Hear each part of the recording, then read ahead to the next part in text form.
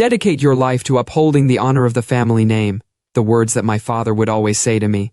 What he meant by it is I should wish for nothing except to attend to my older brother like a shadow.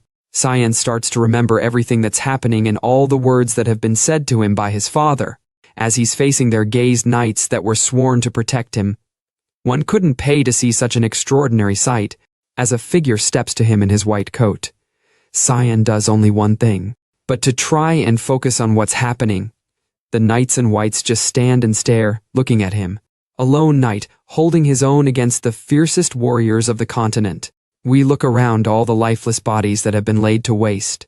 How marvelous you are indeed, his younger brother, says the figure in white long hair. And we can only assume that he's most likely from the Order of Light. They stare each other down and just say each other's names to each other. Lord Cyan Vert. Cyan just stares with his soulless eyes straight into his soul, and says Boris, while Boris just stands there and grins. We can only expect to what's going to happen. Cyan is angry at everything that happened, and just questions, who ordered you to do this? The power just swirls around them, and the red mist, his sword glowing with red power, as he stands and holds this as a dagger. Cyan questions again. The Emperor, Boris can't do anything else but just stare, and be shocked. The vile black mist. So the rumors are true. Cyan stands as he is powered up with a red mist blowing from him, as the power emerges. With Boris, just standing in amazement saying, you're an assassin belonging to the mist. The mass is truly a fog that casts a pall over Order of Light. With no fear in his eyes, as Cyan is walking towards him, the only thing that Boris can say is, he'll make a report that he quashed a heretical rebel. Cyan doesn't stand for it, and it just says if he can make it out of this alive, if he has a mouth to do it with, then he can. Cyan's power is overwhelming, and he just warns everyone around. You're not going to have a single tooth left when we're done. Boris takes defensive stance and says if he's thinking of escaping by using some sort of secret technique, you can forget about it. Now he's cast a level 9 star magic barrier. You just think to himself that he has to get out of there and tell his brother about everything that's happening about the treachery. He has to figure out who's behind it. As he stares with his red glowing eyes to the same color as blood and the mist, he stares down at Boris saying, barrier or not, I'll raise it all. Just in that moment we hear somebody saying, enough Cyan. Just then, Cyan instantly freezes and his stare just becomes dead. He remembers all the quotes again for what his father said to him. Dedicate your life to upholding the honor of the family name. For your brother Ishel is the family's honor, and Ishel Vert's success is your success. The only thing you can hear, his brother stands in front of him walking very slowly. The only thing that can be heard is the clink and clank of the armor as he walks towards him in the white and golden armor. Cyan just looks towards him as he asks to himself, the one behind this was my brother? Everyone bow their heads as they see Ishel walk through all of them, with a might, an aura of the Order of Light that shines around his blade and that emit off of his armor. Cyan drops to his knees. Not believing anything that's happening right now. His brother just stares him down as he's looking down on him. His brother asks, your eyes tell me you don't understand why I'm here. With the power and might and all of the light that shines off of his brother, Cyan just sits as the red mist looks like it's just closing into him and it's dying off. What? What do you mean, brother? With worry and fear in his eyes, he questions him, and he's trying to get some sort of an answer for himself. His brother started slow speech, saying, you've performed your duties well, Cyan, for our family name, for the people, and for me. Cyan can't believe a single word that's leaving his mouth. With a shock in his eyes, he's just looking up at his brother. For decades you shouldered the weight of this duty, and now I'm here to lift that weight. Right off your shoulders. He sit in disbelief, clenching onto his dagger as hard as he can, just questioning everything that's happening. I don't understand. Did I do something wrong? He questions, and is not expecting the answer that is coming. Do something wrong? His brother questions as he just glares into his soul. The sinister fog around you makes you no longer human. You're nothing but a vile murderer. Cyan can't believe anything that's happening right now. Feeling defeated, he sits there as his brother starts to raise his voice. You've been deceiving us all this time. Do you truly claim not to know what sins you're guilty of? Cyan mind snaps. He thinks to himself, a murderer. My heinous sins. Cyan's eyes started glow red again as he gritted teeth and gathers all of his power. How dare you? After all, everything that they fought off, he was always by his side, fighting the demons, claiming the crown, the war for the unification of the continent. He helped him with everything that his brother started, with all the fury that's bringing up to the surface. He can't contain himself, and breaks the ground, rises up towards his brother, shouting, "Now you want to toss me aside after everything?" At this point, he has stopped caring about his own body. He stopped caring about anything else, saying that even if he destroys his body, he doesn't care. He's going to put everything he can into this moment as long as he can destroy his brother, as everyone stands in disbelief, not understanding how he has so much power left. They start to understand that these powers are just beyond human. With all of his anger, he just laughs. How laughable. You're supposed to be the great hero of the continent, and it is so scared of your own younger brother that you feel the need to kill him. He gathered up all of his strength and all of the energy that he can. Have you no shame?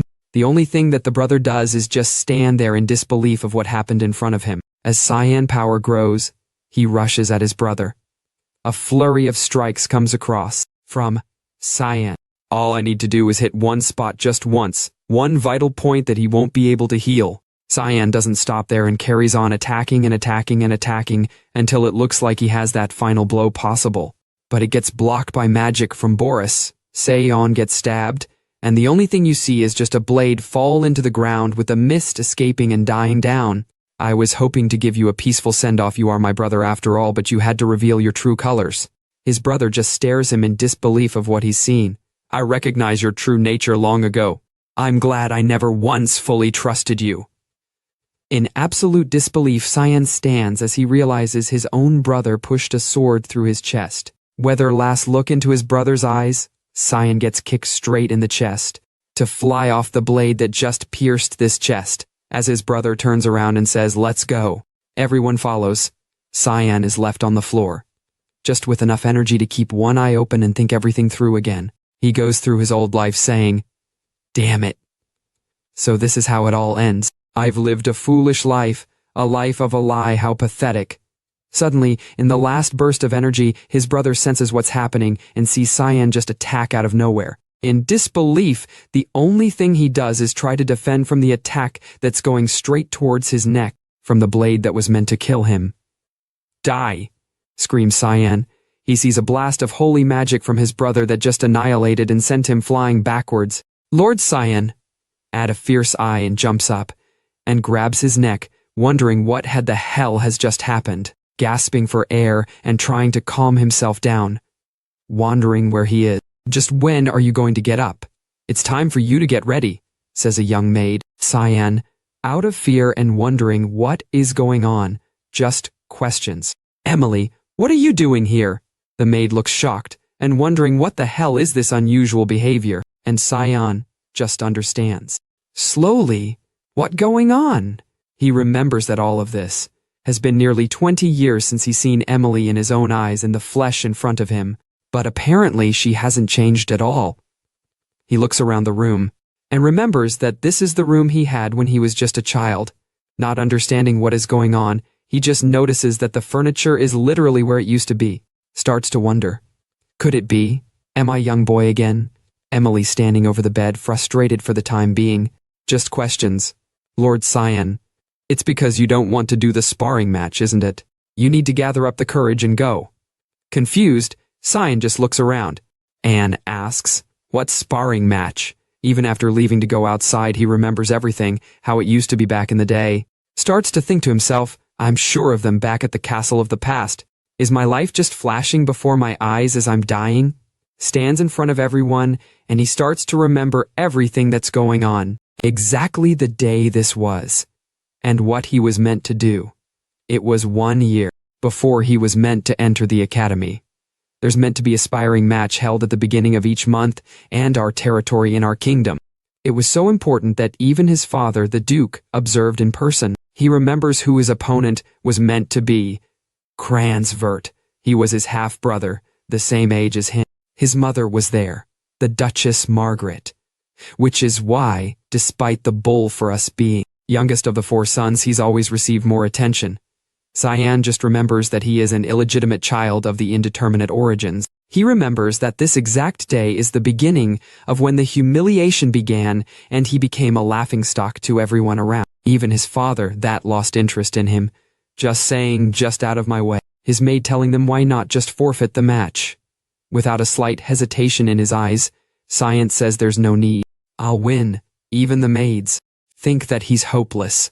He then realizes his own body is not his own as he remembers. He's back to being the 10-year-old weak-bodied human again. As he's holding the rapier in his hands, he remembers how heavy it used to be from back then. But it definitely doesn't feel like a dream, or that his life is flashing before his eyes. He's never remembered any of this kind of magic to be real. Starts to question himself. Has he really gone back to the past? As his half-brother walks up to him, mocking him, how courageous of you. I was sure you wouldn't show up at all. He remembers all of the things that should have happened, and that he should be able to change the past as well now. He turns quickly to see his father raise his hand and say, "Begin." His brother takes a harsh approach, lunging at him, questioning him. Where do you think you looking half-wit? Cyan's already known that this attack was going to happen, and he takes a slight little step back, just dodging, ever so graceful, from his brother's blade. His brother, furious at the fact that he had been dodged, as he swings back around towards Cyan, is surprised by the fact that Cyan just easily knocks that out of his hand and kicks him swiftly in the shin, knocking him to the ground. As he rolls around in pain and feels it, he drops to the ground just to hold in his shin. That's when Cyan remembers everything that used to happen. Everyone is surprised at the sight around them, and now the only thing that he has to do is just point the blade at his throat and a match ends. Cyan is not satisfied though.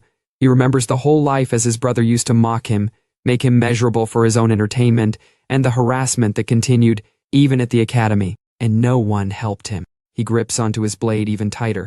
All of the fury rushes through Cyan, and he remembers that he will be able to stand up, and this time, it will not be the same. His brother will not act up again. He will stand and live for himself and make his dream true.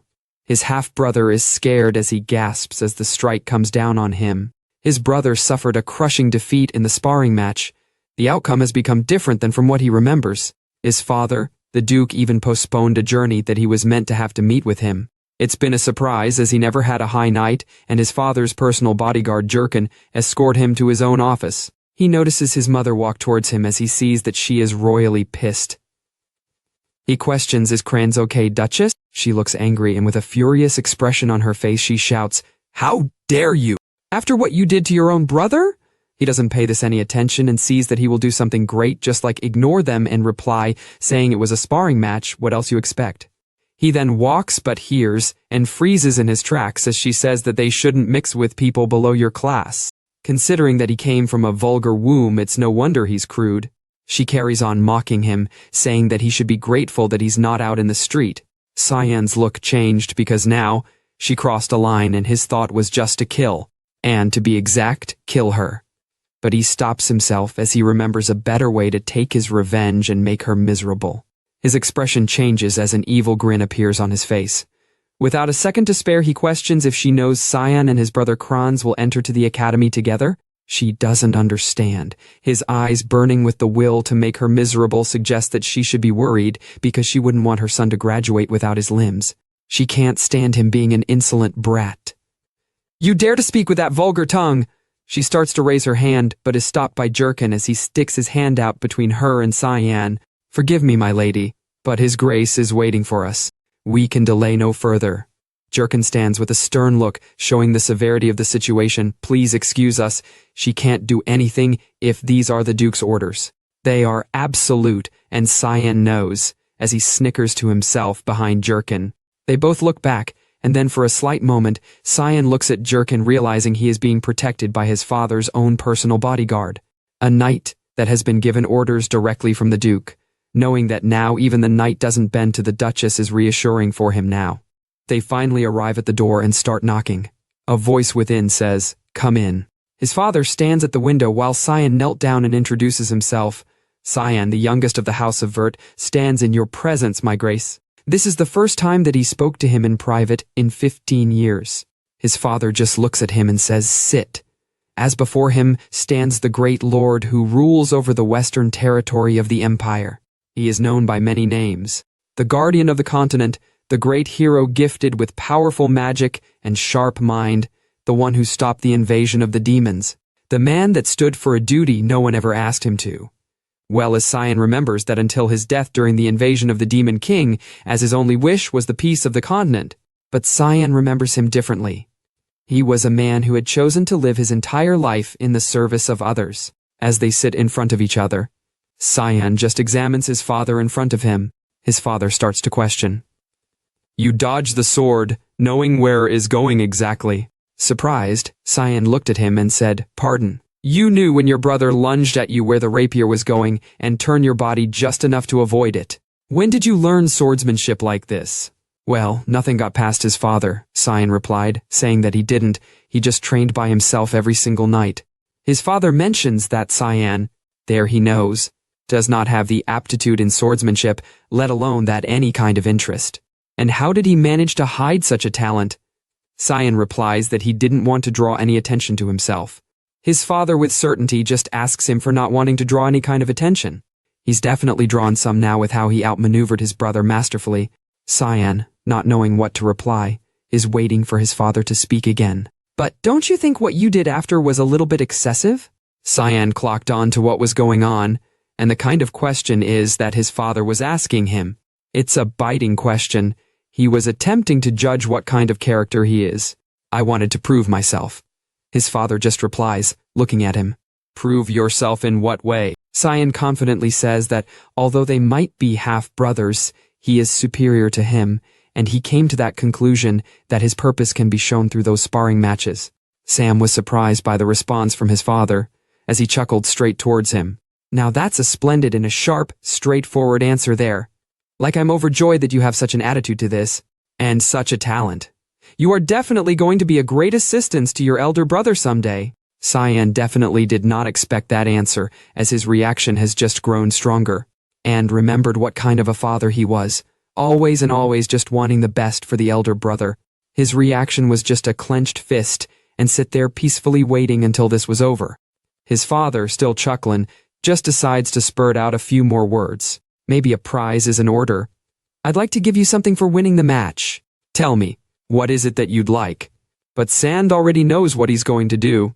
He will destroy everything that his elder brother sets out to do. And what he decides to do shocked even his maid. Because he wants to go to the front lines. His maid looks like she's definitely lost a nerve with this one, as he just decides to tell her that it's what he wants to do. Has nothing been decided yet, but it's his wish. She questions him if he's gone insane, if he knows what the front lines are like. And with all the beasts, all the evil, and everything else that's around, those are the front lines of the whole empire. The westernmost region of it. It's the place that's referred to as the front lines, where the century-long war against the demons continues to rage on in a never-ending battle. After some consideration, this father has agreed to him go into the front line, but on one condition. He must become qualified to go to the valley within a month.